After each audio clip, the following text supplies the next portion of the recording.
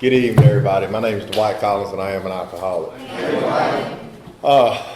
My sobriety birth date is October the 30th of 2005, and I'll forever be grateful and indebted to God as I understand Him and the program of Alcoholics Anonymous for that. I am a member of A Vision for You. We meet in Nashville on Tuesday nights from 7 to 8 p.m. We're a big book study group, and we have a speaker the last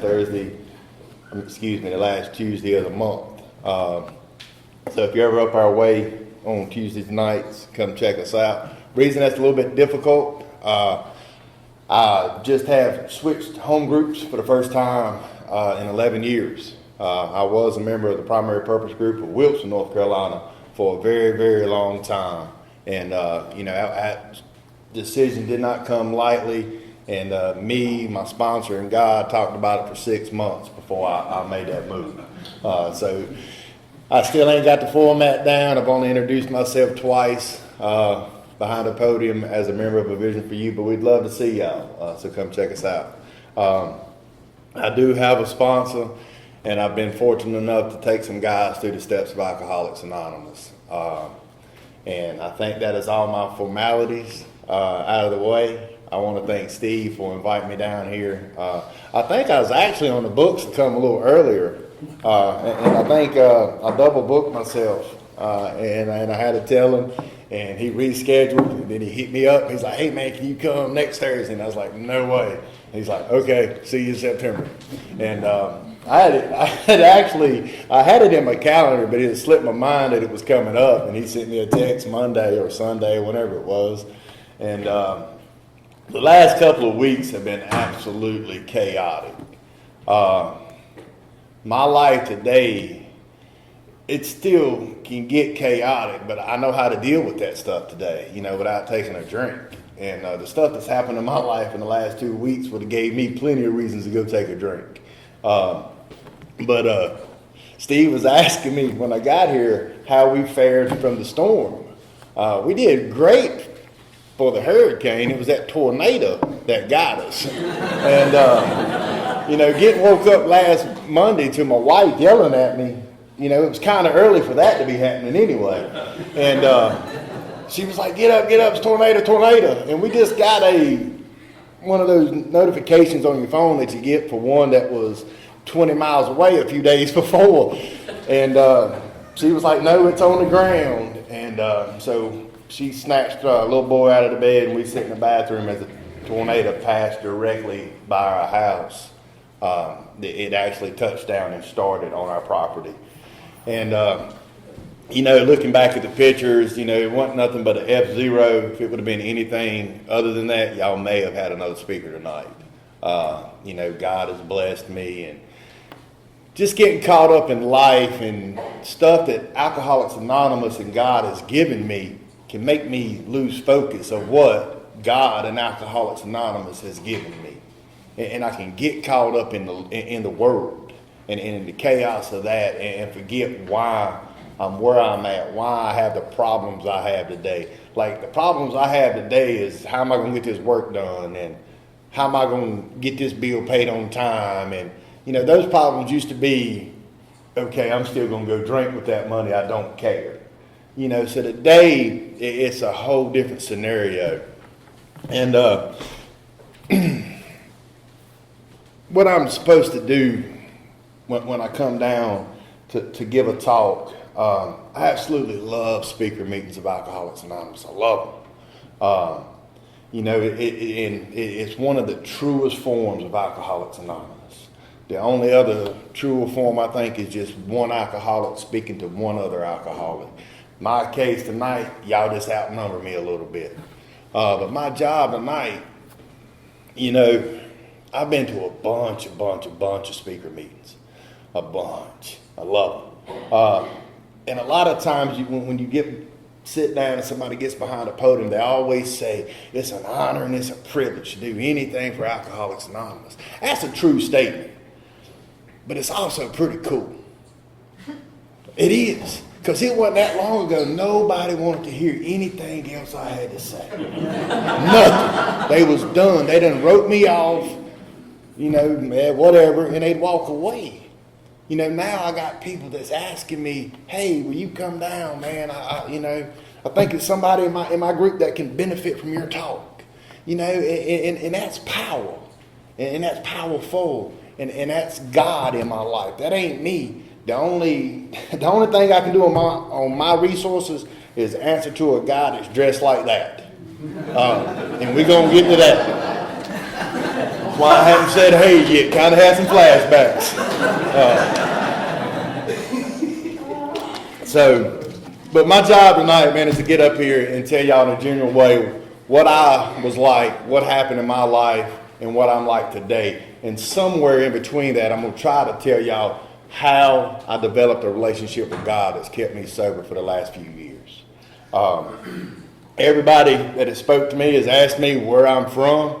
I don't know if I just talk that much different than y'all do, but they're like, where are you from? And I come tonight, I was a resident of Wilson, North Carolina. Me and my wife, we had bought a house in Elm City, which is like 4 minutes from Wilson, so technically it's still Wilson County. But I grew up in a small town about 35 miles north of Greensboro, North Carolina. It's called Mayodan, North Carolina. You say it like, if you're not there, it's Mayo Dan, North Carolina. It's where the Mayo and the Dan River meet, so they got real creative with the name.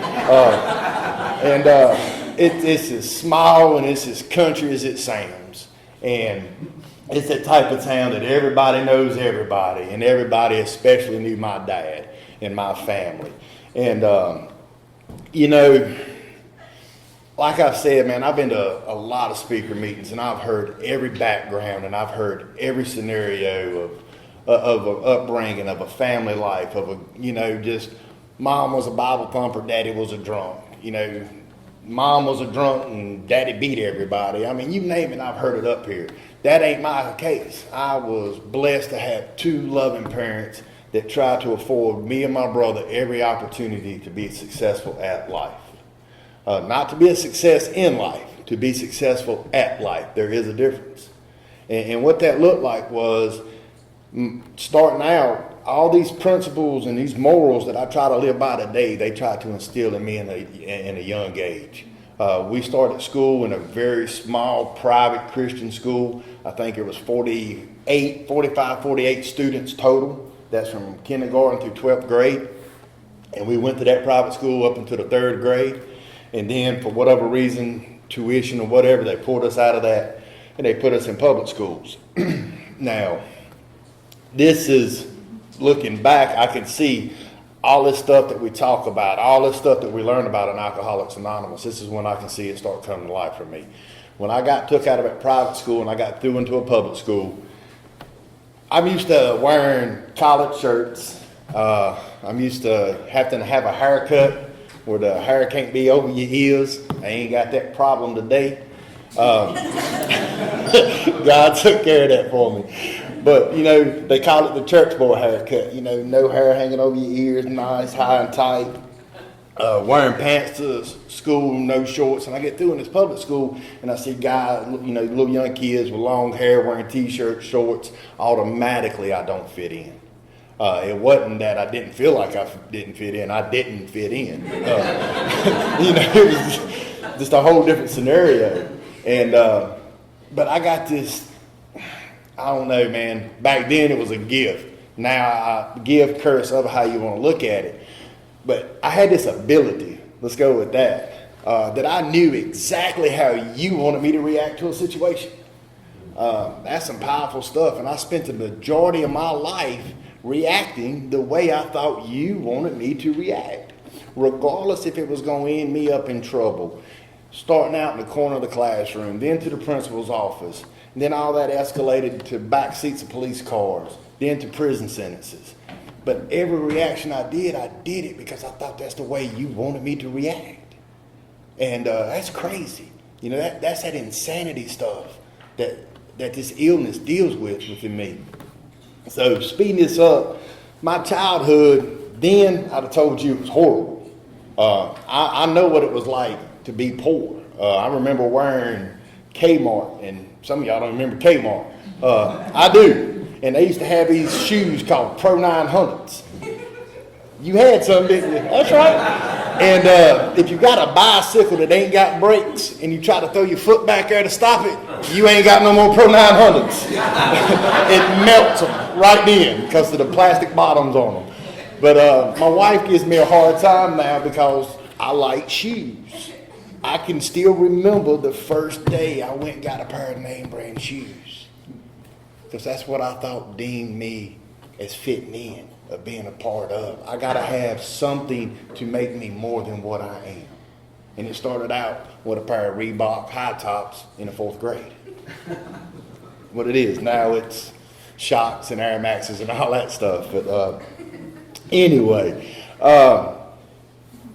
coming up, you know, in Medan, you didn't have a daycare on every corner like you do now.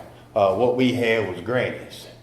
And you got dropped off at Granny's, you got picked up at Granny's, you got sent to Granny's, you went to Granny's after church on Sunday. I mean, you went to Granny's, and all your cousins was at Granny's. I mean, and it was a good time growing up, man.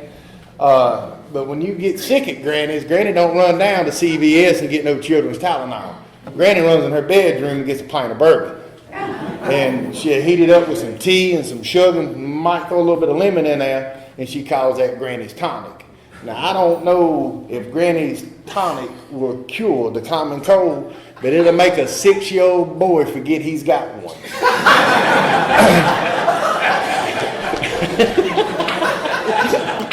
He liked it. And what that looked like, man, was at 6 years old, and Granny was heavy on the hand too. And after they let me start coming back to family functions, like me and my cousin Sean was talking about that, and I can remember being 6 years old, not having a cold or croup is what she called it, and running up to Granny going, trying to get some of that tonic. I can remember exactly how it felt when I took that first sip.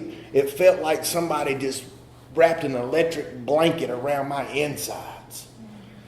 I mean, it just felt amazing, you know. Now, I didn't turn into a daily drinker at 6. And, you know, on down the road, you know, my drinking career started fairly early. At 12 years old, I had a brother that was 4 years older than me. And if you'd have asked me at 12 what I wanted to be when I growed up, I'd have told you Nathan.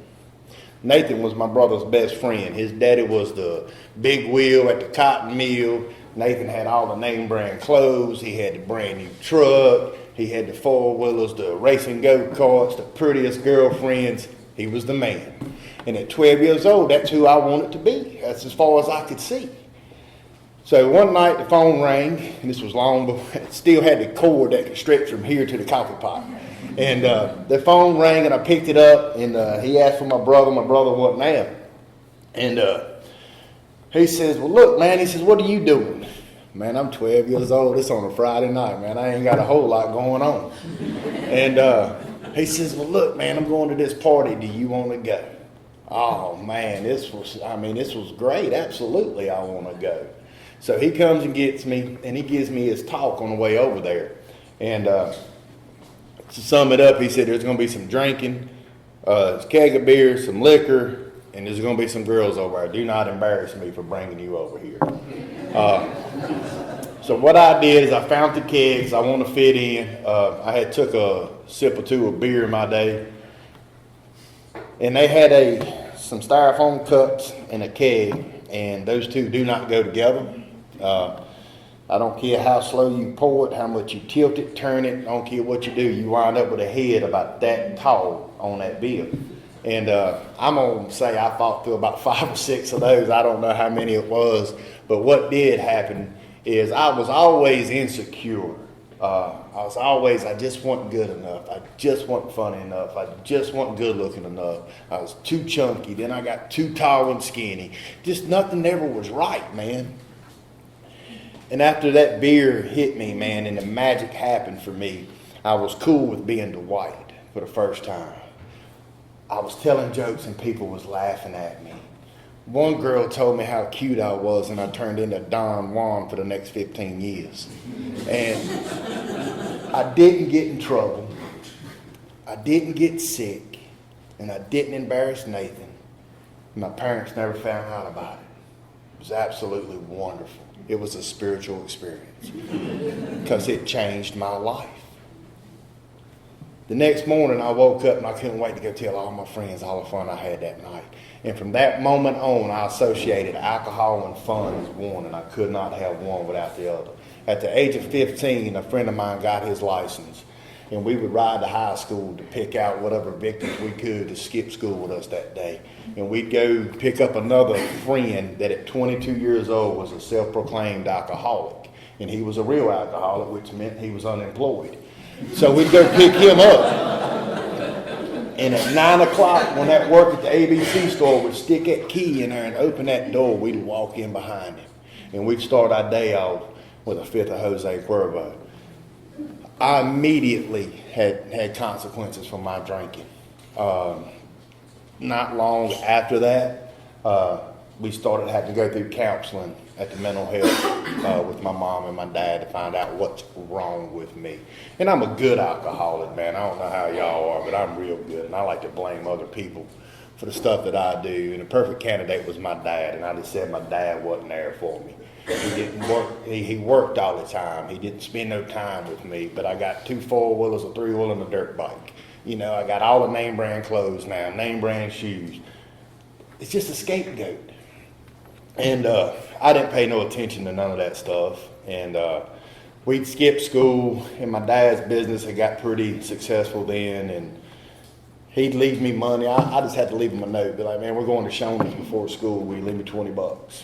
And back in 93 and 94, man, you can get pretty drunk off $20. You can get 3 or 4 bottles of Ancient Age.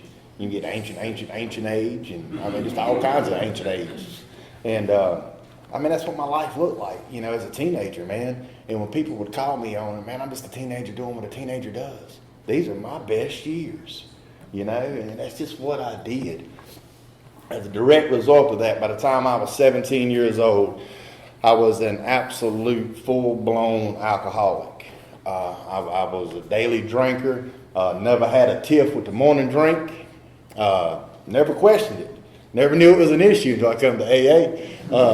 I love the morning drink. That's great. It just gives me longer time to get drunk, and that's what I wanted to do. That is all I wanted to do. That's all my life. So just for 14 years, I had a love affair with alcohol. It did everything I wanted it to do whenever I wanted it to do it. If I was having a good day, it made it great. If I was having a bad day, it made it better. If I was sad and I wanted to stay there and boo-hoo, it let me boo-hoo harder. If you didn't act right, it fixed that situation. Alcohol was my solution to life, period. Now, don't get me wrong, I drank for 14 years because I had a lot of fun. And they would come in intervals. When I was 17 years old, 1996, senior year of high school, all my friends are picking their school that they're going to, what college they want to go to. I had some that went to ECU. I had some that went to Appalachian State. A couple of them wound up at Carolina. I made it to State. Unfortunately, it was a penitentiary. And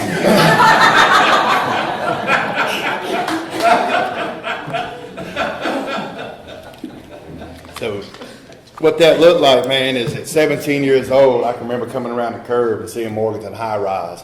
All my peers and all my friends, their life was just beginning and mine was over. And I've been going to counseling, like I told y'all, since I was 15. I've been to every drug and alcohol education class it was that mental health had to offer. So when I got there, they told me if I go through this little 27-day program, they'd change the color of my pants. And that's what they did. I went in there and I told them everything they wanted to hear, and they gave me my honor grade. That honor grade did not last long because I did not stop drinking. Got caught, brown down, had to max out. Had this great idea when I got out of prison the first time. And this is sad. And it's real sad, man. This is where my alcoholism had took me.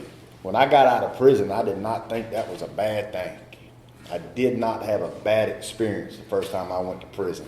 Every visit, my dad snuck me money. The honor grade camp I went to, we could literally have a conversation through the fence and the guards wouldn't say anything. I knew all of them personally. They all knew my dad. My friends would come see me.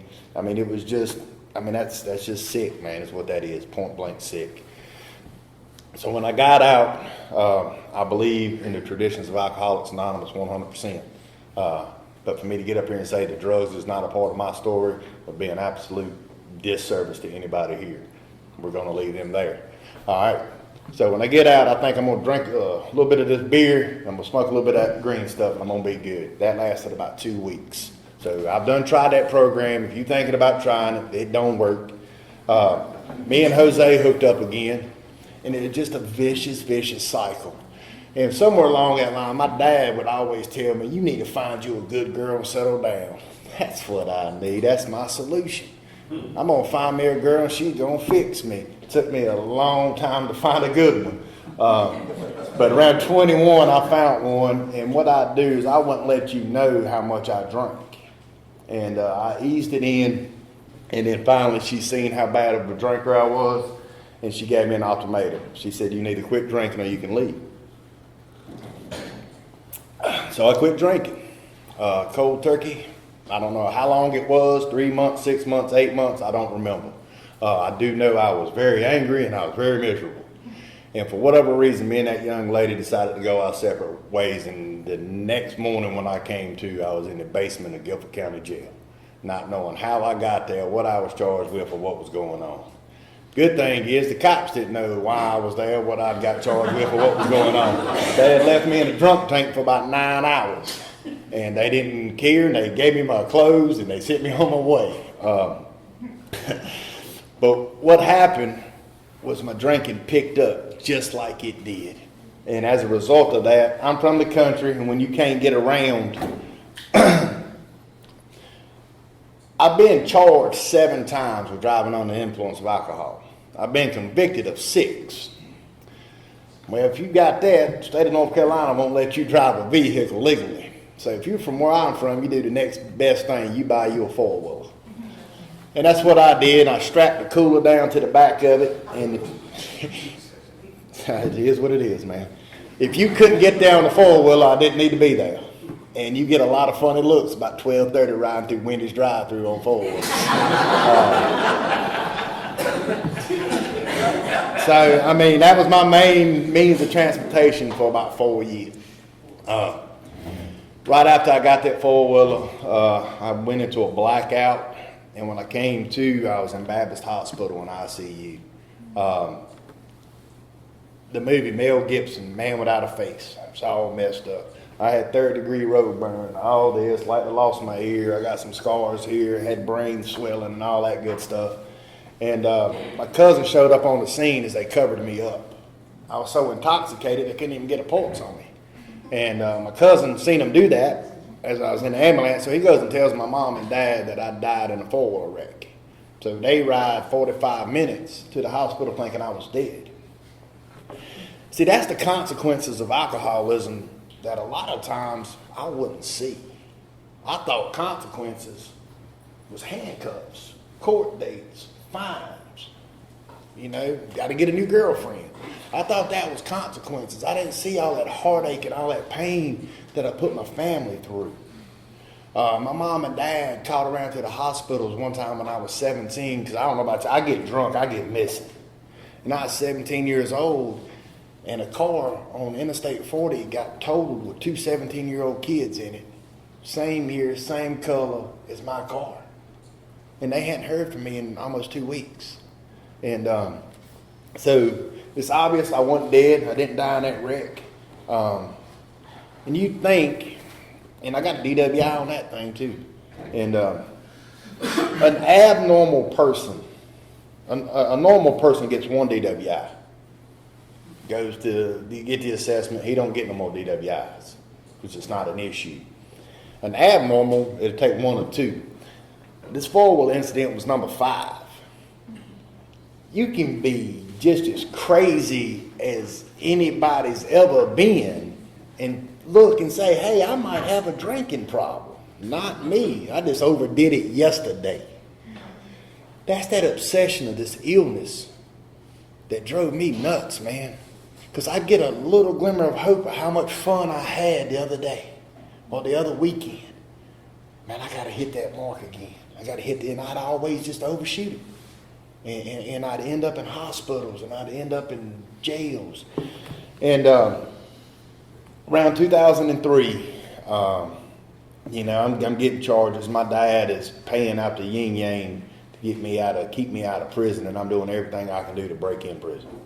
And 2003, I meet this young lady, and we start seeing each other, and we date for about 6 months. And I go up to my daddy, and he's 100% as country as anybody's ever seen.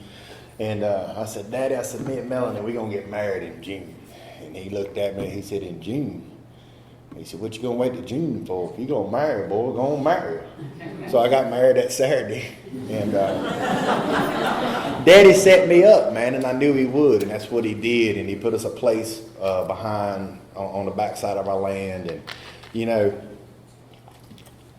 things was pretty good. Daddy had made some, come from a racing background, and Daddy had bribed me to quit drinking and work. He owned a landscape company, and he'd be like, look, if you come to work every day and not drink during the week, we go racing. All right, cool deal. So I drank enough just to keep the beast at bay. And what happened was in December of 2003, my dad went into hospital to get some stuff checked out. And what happened is I called him, and he didn't want me to come see him. I done discharged him, and I told him I'd see him in the morning. He said, well, I love you, boy. And I said, I love you too. And I always say that, because that's probably about the third time my entire life that my dad told me he loved me before I told him. That's just not what men did where I'm from. And about 2.5 hours later, I got a phone call from my oldest brother saying my dad had passed away. It was unexpected. He was the backbone of the family, and he was the only thing that was keeping me halfway alive. I mean, that's just what it was. What that did is it gave me the excuse to drink like I wanted to. 3 months after that, that new wife I had, her dad died of lung cancer. I'm 25 years old. The hits just keep coming, poor Dwight. And 3 months after that, I wasn't a good husband. I wasn't a good son. My mom couldn't even grieve, her husband dying because of the fool I was acting.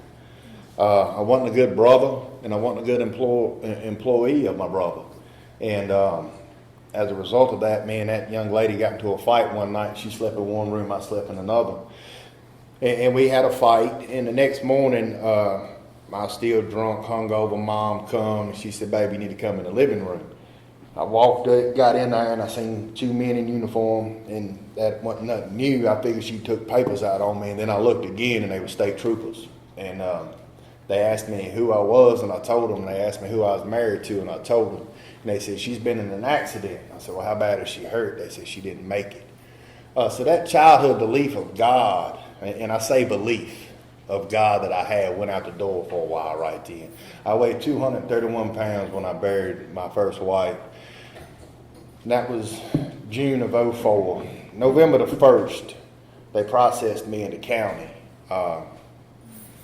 And I weighed 156 pounds. I'd stay up for 14 days at a time. I used to go to the club, and I'd drink that high dollar, top shelf stuff for one night.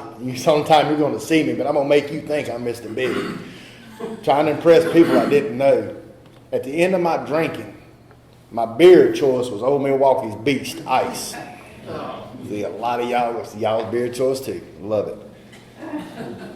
My liquor choice at the end of my drinking was Travelers Club vodka. That stuff's $8 a half gallon and worth every penny. And I wasn't bathing on a regular basis, and my mom had to make me come and be a part of family functions, and I didn't shave, and I didn't care. I would get drunk, and I'd go outside, and I'd cuss a God I'd tell you I didn't believe in anymore. That's that insanity this illness talks about.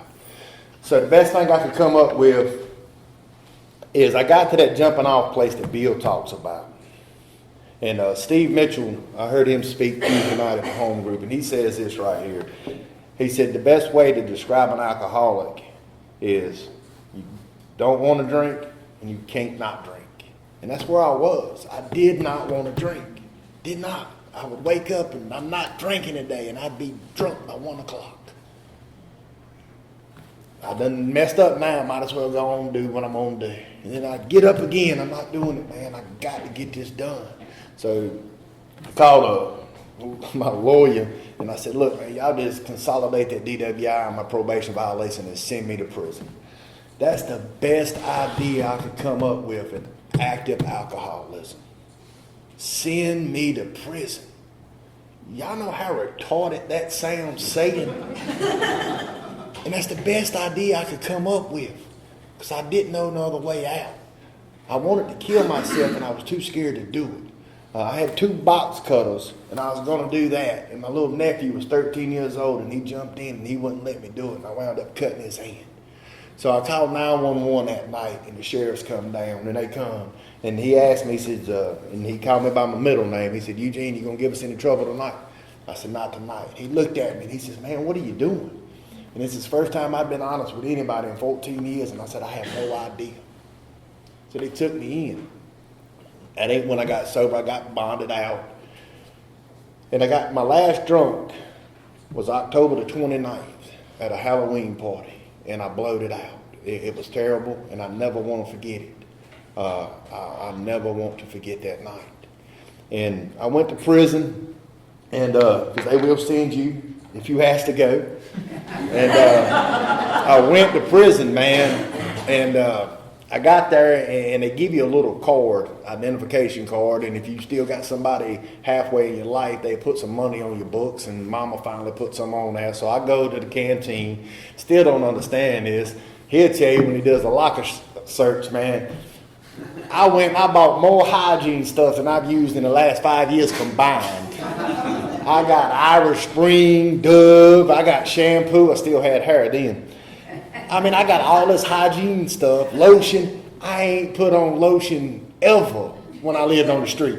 It take you 20 minutes to get ready out of a shower in prison. It blows my mind, dude. And I bought me some cigarettes, and then I bought a lock because I'm around a bunch of criminals. So on that, I said a little prayer. It went like this. To a God, I tell you, I still didn't believe in. And I said, God, just show me I'm where you want me to be. Because I still had a little bit of hope in that.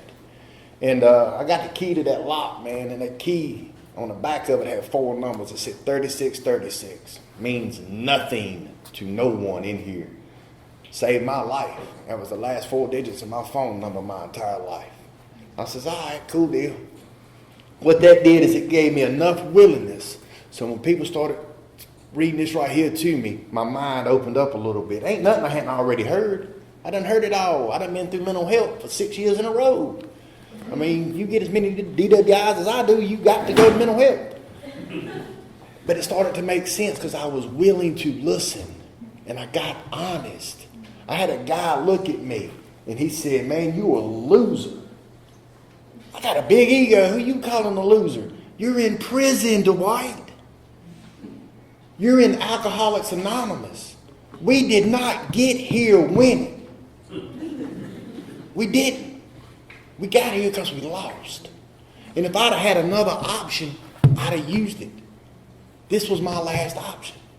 So I'm in the penitentiary, and I get put around some guys, man. Wallace knows some of these fellas, man. I get transferred to Wayne, and remember like it was yesterday, they said, and if I say somebody's last name, this, for all y'all anonymity people, it's impossible to break somebody's anonymity in the AA meeting. Just so we know that and we're clear. All right, so so I'm laying on my bunk, man, and they call Alcoholics Anonymous, medical hallway. It was on a Wednesday night. They told me in treatment I need to go to meetings, get a sponsor. I said, all right, I'm going to try this. So I walk in there and I see a bunch of inmates and I see one dude in street clothes. They go around and introduce herself. Very structured meeting. Get to this guy, many of y'all know him. Eyes was bloodshot. They're about that far open. He goes, my name's Dean Coley. And I'm an alcoholic. And I think I said that a little bit faster than what he did. And I thought to myself, what do you got to do to get sentenced to community service inside a prison? Because I didn't know what outside sponsorship was. I didn't know. But this guy was coming every Wednesday night. But that Wednesday, I went up to a guy. They read a statement. They said, if you need a sponsor, you want to be a sponsor, come see me after the meeting. So I walked up to a guy by the name of Carter Downs. I said, Carter, I need a sponsor, man. So he gets this big red-headed dude, comes up to me, and he's got swastika flames tatted up. Dude's got American Badass tattooed on his belly. And if you've ever been locked up, everybody does this. You look at the other guy and go, I wonder what he's in here for. You didn't have to wonder. Didn't have to. You knew he done something real, real bad. And I'm a big dude. And when I got to look up at you, you a real big dude. And so he had some stuff going on. He really couldn't take it on at the time. So I went back to Carter. I said, man, I need another sponsor, man. He bought another red-headed dude. But he was 10 and he weighed 135 soaking wet. And I thought to myself, if this thing goes south, I could take him. And so he said, meet me in the Dart area and we'll talk about it. I said, all right. And he said, tell me your story, all of it. Don't leave nothing out. We ain't in the meeting. And I told him everything. In some part of that story, he started to laugh. It's kind of like what Bill talks about in 12 and 12. Damn little to laugh about. And I wasn't spiritual then at all. And I said something to him. He said, just calm down, man. Just calm down. He told me his story, and I laughed at him. That's when the magic of Alcoholics Anonymous happened in my life. I knew he knew what it felt like at 3 o'clock in the morning, staring in that mirror, cussing the person I'd become, with a pistol in my hand, wanting to take my own life. He knew exactly what that felt like. And that's powerful. That speaks volumes for Alcoholics Anonymous and God. So he started sponsoring me, and if you do what you're supposed to, they change the color of your pants. So I went back to that guy and I said, Carter, I need a sponsor, man. He said, I'll take you on. And he took me through his book right here, man, and he opened up, and I don't know how y'all sponsor. This is how I was sponsored. He read to me. I'm not illiterate. I can read, and he let me know that. It doesn't matter. I'm still going to read to you. So we got opened up this book right here. And it was blank pages, so I flipped to words. I'm not stupid. And he says, no, man, back up. I said, Carter, man, there ain't nothing on that page. And he says, there's more on there than you realize, Dwight. And I was still a little bit of a smart butt. And I said, well, please enlighten me. And he said, that right there is exactly what you know about living life successfully. Nothing. Kind of hurt a little bit, you know. I'm still thinking I'm somebody. So he takes me through these steps. And now he got incarcerated in 1981. I was born in 1978. He absolutely had nothing to gain. Wasn't going to get a release date. Wasn't going to get no time knocked off. Wasn't going to get no honey bun from a canteen. Wasn't going to do anything. But he took time every day to take me through this book. When it said pray, we prayed. When it said write, we wrote. When it said talk, we talked. We got to the third step, prayer. He comes up to me, we're reading, and he says, give me your hand. We're going to get down on our knees. Know about y'all? That ain't something I want to hear coming from a man been locked up 33 years. But that's what we did. We did stuff that you're not supposed to do inside a penitentiary. I'm supposed to keep you at bay. I'm supposed to be hard. I'm in prison because I'm a bad dude. We're walking around smiling, want to know how we can help you. And I joined the cool kids. And I say this all the time. My defects that kept me drunk got me sober. Because I wanted to be a part of those guys. I wanted to be a part of that little group. And that's what I did. And I did what they did. And the time come for me to get out of prison. And another phenomenal dude in my life, a guy by the name of Jim Holmes. I went and woke him up from a nap one day at lunch. I said, Jim, I need to lift the halfway houses for one of my sponsees. He said, you getting out pretty soon? What you going to do? I said, well, I'm going to go home and take care of my responsibilities. Because that's what we're all going to do when we first get sober. And he says, oh, you got a home? I said, yeah, I got a home. It's behind my mama's house. He said, who's making a payment on it? I said, my mama. He said, how many payments you made on it? I said, none. He said, who made all the payments? I said, my mama. He said, sounds like to me your mama's got a house behind her house. He said, you homeless, boy. And that hurt. And he talked about this halfway house in Wilson. Halfway house is for homeless people. That's by the fire barrel, under the bridge. Brown bag, cheap wine drunks. Not an inmate, upstanding as me. And we prayed about it, we talked about it. And he came, let's go to Wilson, to his halfway house when I get out. My cousin went to Greenville. So you had to go through Wilson to get to Greenville. He went to ECU for college. And he said, I'll take you. You know, he's a man of God. And, you know, he was there for me the whole time. And we come around the corner, man, when I get out of prison. And there's the exit, 36A, 36B. I said, I ride with you. That same dude that I thought had committed something to be sentenced to prison was sitting in the parking lot when I pulled in. We went upstairs and we talked and we prayed. And he said, how long are you going to stay in Wilson? I said, 3 months. So I had a good foundation of sobriety, solid. I put that group and those guys up against anybody in the street. Them was some solid group. And I'm going to get solid and go back home. He said, why don't we let God decide that for us? I'm still there. So that just lets me know that God's plan is far better than what mine is. So I get there and I show up to Wilson. I got $60 in my pocket that my oldest brother gave me. No clothes. And I showed up. I was broke. I was homeless. And I had 6 teeth in my mouth. So if anybody here is missing any teeth and you're newly sober, 2.5 years they'll grow back. Seriously. Don't know how long it takes the hair to grow back, but I'm staying just to find out.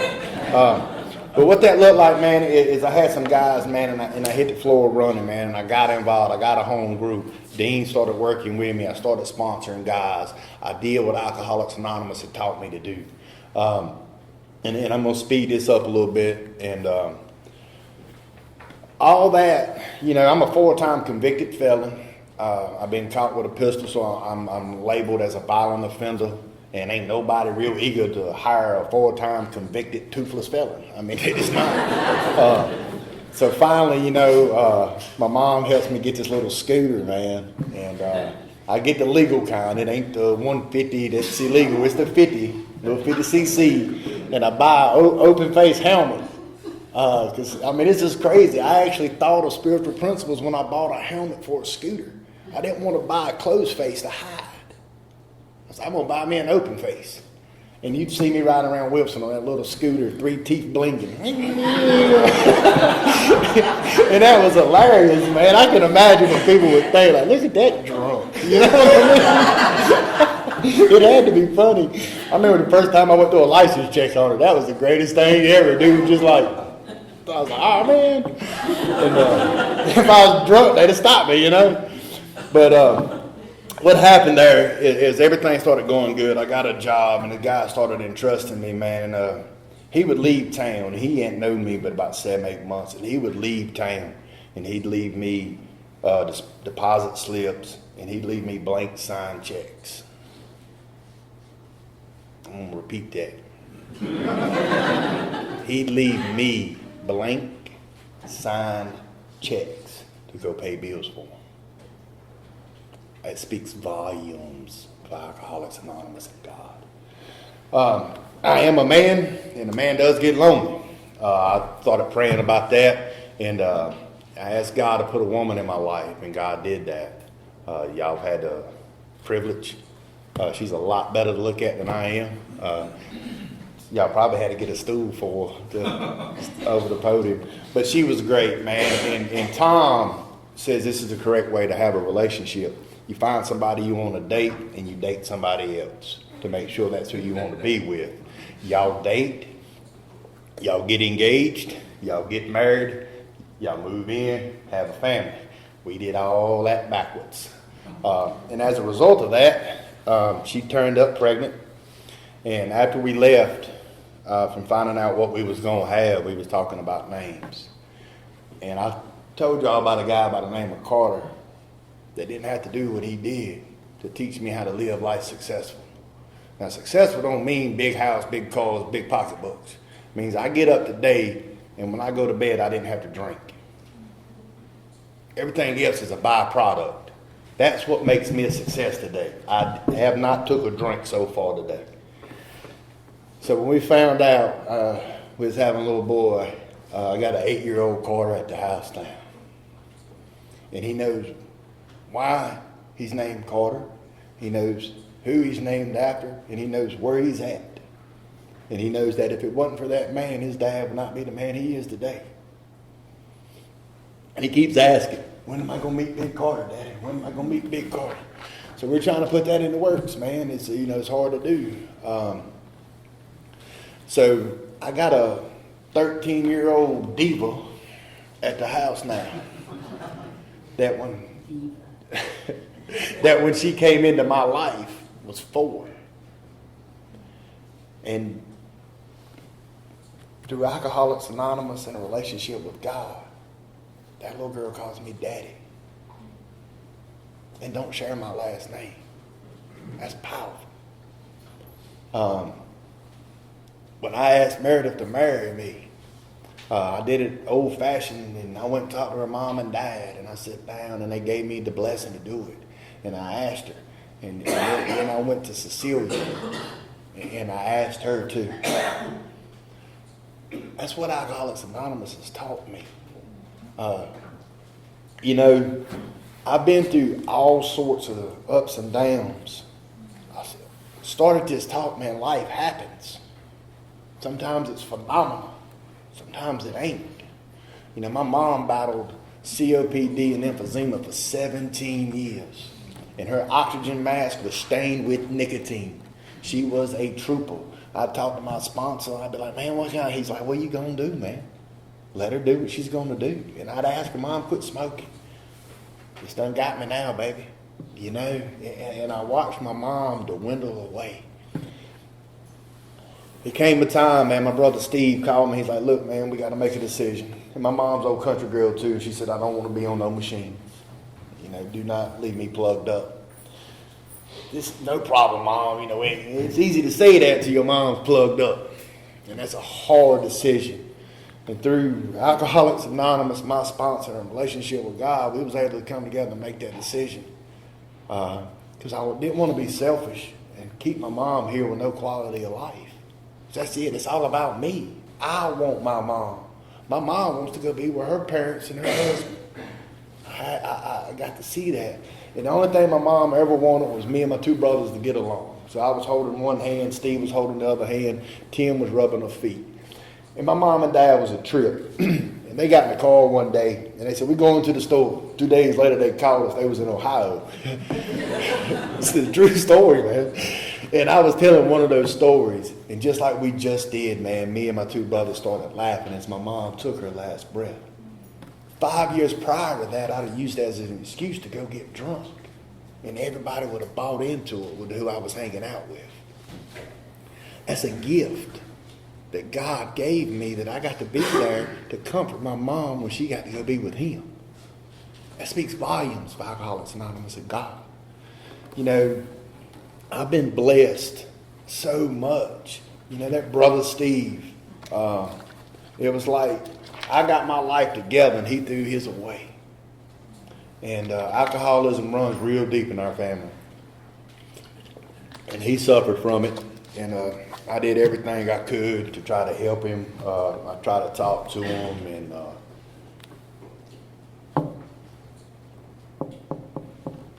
for whatever reason, he wouldn't accept it. Last January of 17, I had to put my brother in the ground as a direct result of this illness. And I didn't drink over that. I was able to accept that. That speaks volumes for Alcoholics Anonymous and God. Is it hard? Yes. I think about my brother daily. Did I do enough? Should I went did another 12 steps call on him? Did I do this? Did I do that? I know I did all I could. Do I want my brother back? Yes. Is that selfish? Absolutely. And the program of Alcoholics Anonymous lets me see that. You know, when I was in prison, this is the book that I had while I was in there. And when we got out, man, it's kind of like a yearbook when you get out of high school, man. You know, everybody gives you these encouraging words and, you know, numbers to reach me when you get out, this, that, and the third. And, you know, a lot of powerful things have happened because of this. And I got sober with some really cool dudes, man, that did some really shady stuff. And I've got to see Alcoholics Anonymous work just amazingly. And I was locked up with this one guy, man. He got locked up when he was 17 years old. And he got locked up for, his sentence was double life, 5 years and 11 months. We sit around many days trying to figure out what the 11 months was for, and he still never knew it. But he was a peer counseling adult program, and I always end with this right here.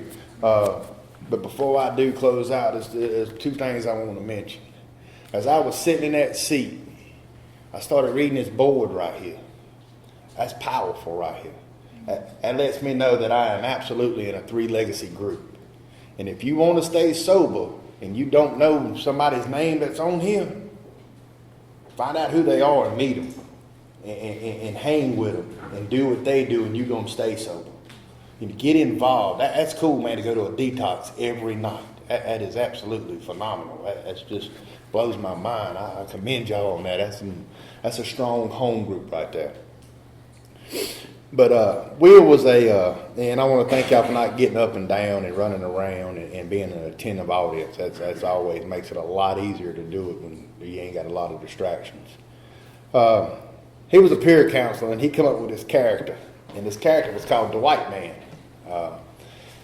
And he based it off of me, and that's what he always called me, was the White Man. And he wrote in my book when I was leaving, and he said, the White Man, there's a lot of inspiration in these pages. Remember, at the end of the day, your story, how you was of service and growing spiritually, is of the most importance. Remember also, not everyone is where everyone else is. Not everyone is as close to sainthood as everyone else. Some of us are sick. He said, mad love. He said, don't forget, double life is possible. One life of BS and one life of spiritual growth. Thanks.